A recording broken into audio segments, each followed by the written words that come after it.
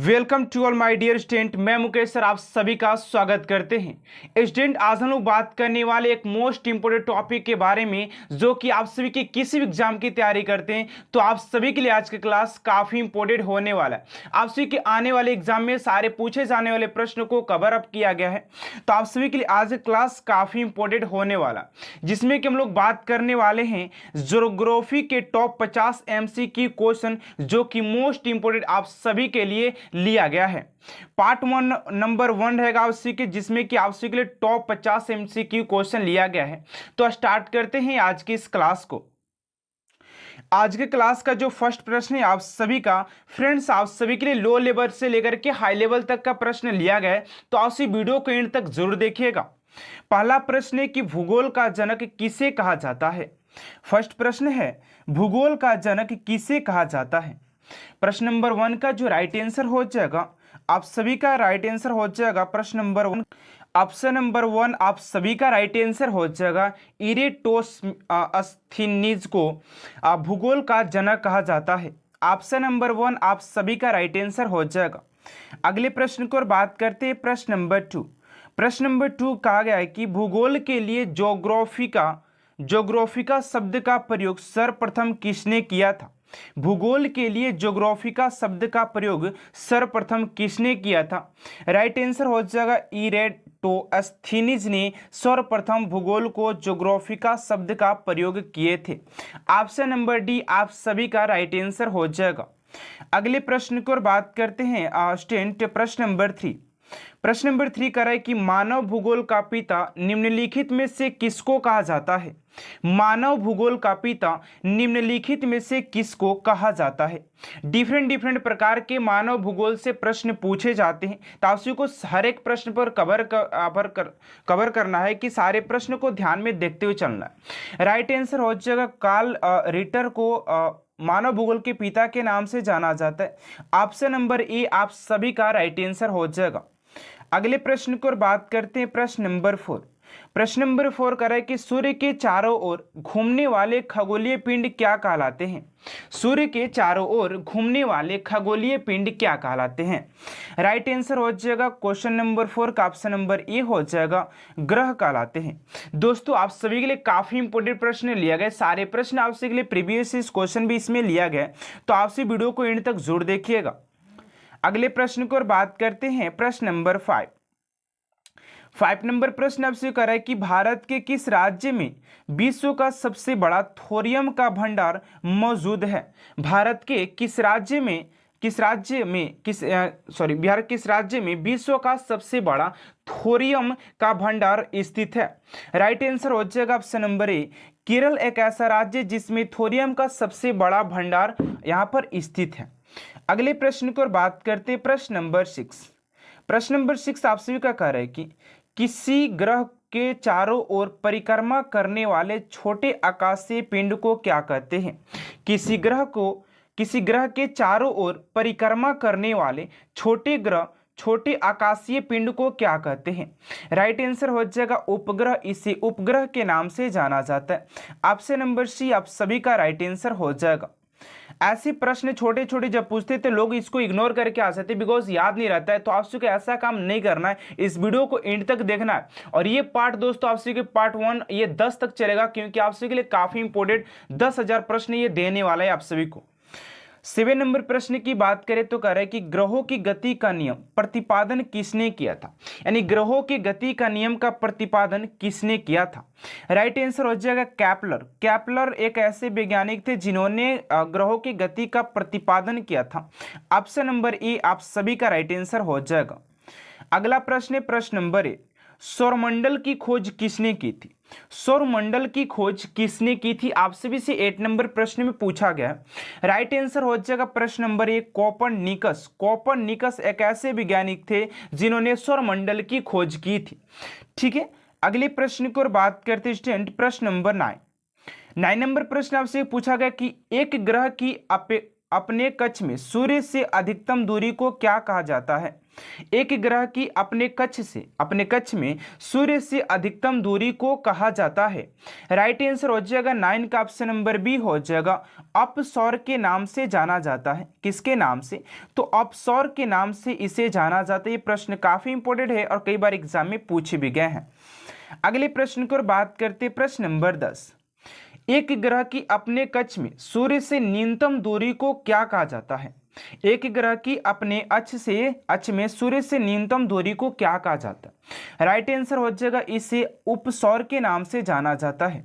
किसके नाम से? तो उपसौर के नाम से जाना जाता है। फ्रेंड्स, अगर आपसे इसका पीडीएफ चाहते तो दोस्तों आपसे को इस वीडियो का पीडीएफ भी दिया जाएगा।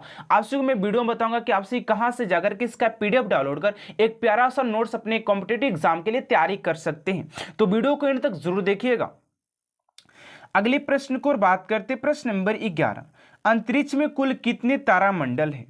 अंतरिक्ष में कुल तारामंडलों की संख्या की बात करें तो राइट आंसर हो जाता है 89 यानी कि 89। 89 इज राइट आंसर हो जाएगा ऑप्शन नंबर डी। अगले प्रश्न को बात करते हैं फ्रेंड्स, प्रश्न नंबर 12 नंबर प्रश्न का रेस्टोरेंट की पार्थिव ग्रहों की संख्या कितनी है? पार्थिव ग्रहों की संख्या की बात करें स्टूडेंट तो राइट आंसर हो जाता है 12 का ऑप्शन नंबर सी हो जाएगा, टोटल 4 है। कितने? 4 हैं। अगले प्रश्न को बात करते, प्रश्न नंबर 13। ब्रह्मांड में विस्फोटी तारा कहलाती है, यानी ब्रह्मांड में विस्फोटी तारा को किस नाम से जाना जाता है? राइट आंसर हो जाएगा 13 का अभिनव तारा को विस्फोटी तारा के नाम से भी जाना जाता है। ऑप्शन नंबर बी आप सभी का राइट आंसर हो जाएगा। अगला प्रश्न है प्रश्न नंबर 14। 14 नंबर प्रश्न करें कि सूर्य प्रकाश धरती तक पहुंचने में कितना मिनट लगता है? यहां पर प्रश्न पूछा गया कि सूर्य प्रकाश धरती तक पहुंचने में कितना मिनट लगता है। राइट आंसर हो जाएगा ऑप्शन नंबर बी यानी कि 8 मिनट 3 सेकेंड, कभी कभी 6 सेकेंड भी इसको दिखाता है, कभी कभी 8 सेकेंड भी दिखाता है। तो आपसे को इससे कोई दिक्कत वाली बात नहीं है, ध्यान में रखिएगा इस बात को। अगले प्रश्न को बात करते हैं, प्रश्न नंबर 15 नंबर प्रश्न पूछा गया कि सूर्य के सबसे दूर कौन सा ग्रह है? तो सूर्य के सबसे दूर स्थित ग्रहों की बात करें कि कौन सा है, तो यहां पर मैं थोड़ा सा ग्राफ आपसे समझा देना चाहता हूं कि हमारा सूर्य होगा, उसके बाद बुध, शुक्र, पृथ्वी, मंगल, ये ऐसे कुछ करके ग्रह होते हैं, जो कि लास्ट में जो ग्रह होते हैं फ्रेंड्स वो आप सभी का वरुण हो जाता है। तो 15 का ऑप्शन नंबर सी आप सभी का राइट आंसर हो जाएगा। और यहीं पर प्रश्न आप सभी को कभी बार पूछा जाता है कि सबसे बड़ा ग्रह कौन सा है, तो सबसे बड़ा ग्रह बृहस्पति और सबसे छोटा शुक्र, और सबसे जो ग्रह होता है शुक्र होता है, और नीले ग्रह पृथ्वी को कहा जाता है, पृथ्वी के बहन शुक्र को कहा जाता है। इस बात को ध्यान रखिए, काफी इंपोर्टेंट प्रश्न आप सभी का चल रहा है। अगले प्रश्न की बात करते, प्रश्न नंबर 16 नंबर प्रश्न पूछा गया कि कौन सा ग्रह सूर्य के सबसे निकट है? कौन सा ग्रह सूर्य के सबसे निकट है? तो अभी आपसे बताया दोस्तों कि जो बुध है, बुध जो है वो सबसे निकट वाला ग्रह होता है। ऑप्शन नंबर ए हो जाएगा 16 का। अगले प्रश्न को बात करते, प्रश्न नंबर 17 नंबर प्रश्न करा किस ग्रह में चंद्रमा की तरह कलाएं होती हैं?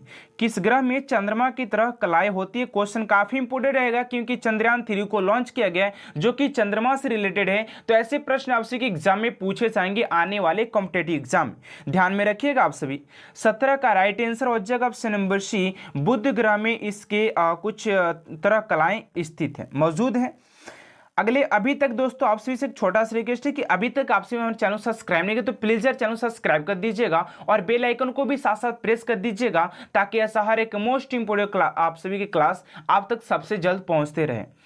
अगले प्रश्न को बात करते, प्रश्न नंबर 18 नंबर प्रश्न पूछा गया कि बुध सूर्य का एक चक्कर लगाने में कितना समय लेता है? जो बुध है दोस्तों सबसे जो निकट वाला ग्रह स्टूडेंट वो सूर्य को चक्कर लगाने में कितना समय लेता है?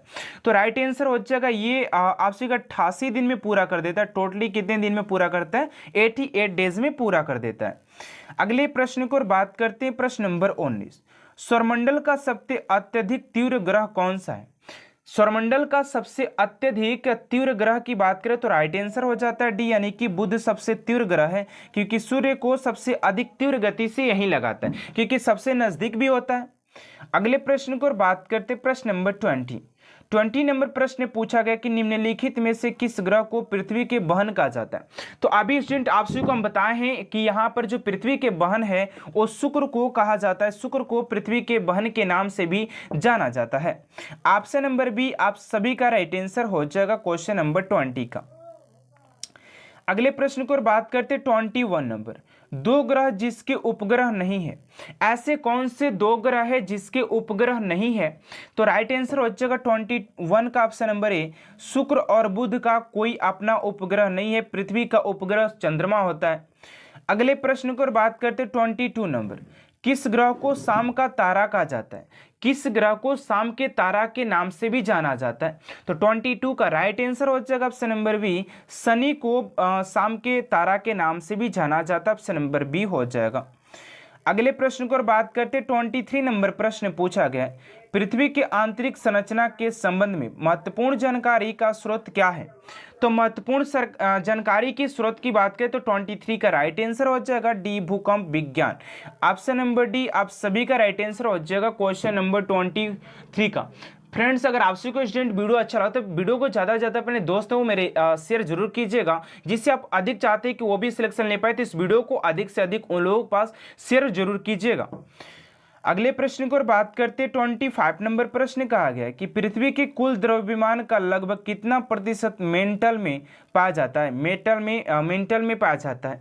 तो राइट आंसर हो जाएगा 25 का ऑप्शन नंबर सी हो जाएगा 68% मेंटल में पाया जाता है, 68%। ठीक है ना।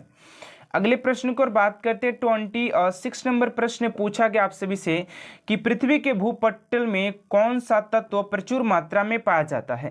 पृथ्वी के भूपटल में प्रचुर मात्रा में कौन सा तत्व पाया जाता है? 26 का जो राइट आंसर हो जाएगा ऑप्शन नंबर सी, एल्युमिनियम सबसे प्रचुर मात्रा में पृथ्वी के भूपटल में पाया जाता है। अगले प्रश्न को बात करते 27 नंबर, पृथ्वी के धरातल के कितने प्रतिशत भाग महाद्वीपों का विस्तार पाया जाता है? तो राइट आंसर हो जाएगा, इसके प्रतिशत की बात करें तो 27 का राइट आंसर हो जाता है ऑप्शन नंबर सी 29.2%, 29.2% यानी कि 29.2%। अगले प्रश्न को बात करते 28 नंबर प्रश्न आप सभी से पूछा गया है कि कुल अक्षांशों की संख्या कितना है? तो कुल अक्षांशों की संख्या की बात करें तो 28 का जो राइट आंसर हो जाता है डी, 118 हो जाता है, यानी कि 128 इसका राइट आंसर हो जाएगा ऑप्शन नंबर डी। अगले प्रश्न को बात करते 29 नंबर प्रश्न पूछा गया कि देशांतरों की संख्या कितना है? तो देशांतरों की संख्या की बात करें तो 29 का राइट आंसर हो जाएगा बी, 360 इसके देशांतरों की संख्या है 360। ठीक है ना। अगला प्रश्न है फ्रेंड्स आपसे का 30 नंबर, निम्नलिखित में से किस देश से होकर कर्क रेखा नहीं गुजरता है? तो किस देश से होकर के नहीं गुजरता? तो राइट आंसर हो जाएगा 30 का ऑप्शन नंबर ए हो जाएगा जायरे ऑप्शन नंबर ए आप सभी का राइट आंसर हो जाएगा। स्टूडेंट अभी हम लोगों ने 30 क्वेश्चन का लगा, अभी हमारे पास 20 क्वेश्चन बाकी है, उसको भी कवर अप करके जाएंगे हम लोग। अगले प्रश्न को बात करते हैं 31 नंबर, अंतर्राष्ट्रीय दिनांक रेखा कहाँ से होकर गुजरती है? तो अंतर्राष्ट्रीय दिनांक रेखा की बात करें कहाँ से होकर के गुजरती है? तो 31 का राइट आंसर हो जाएगा ऑप्शन नंबर 1, 101 डिग्री से होकर के गुजरती है। अगला प्रश्न 32 नंबर की ग्रीनविच किस देश में है? तो ग्रीनविच की बात करें तो ये आपके यूके में हो जाता है। काफी इंपोर्टेंट और ट्रेंडिंग प्रश्न है आप सभी का। अगला प्रश्न 33 नंबर की अंतर्राष्ट्रीय तिथि रेखा का निर्धारण किस वर्ष किया गया था? अंतर्राष्ट्रीय तिथि रेखा का निर्धारण किस वर्ष किया गया था?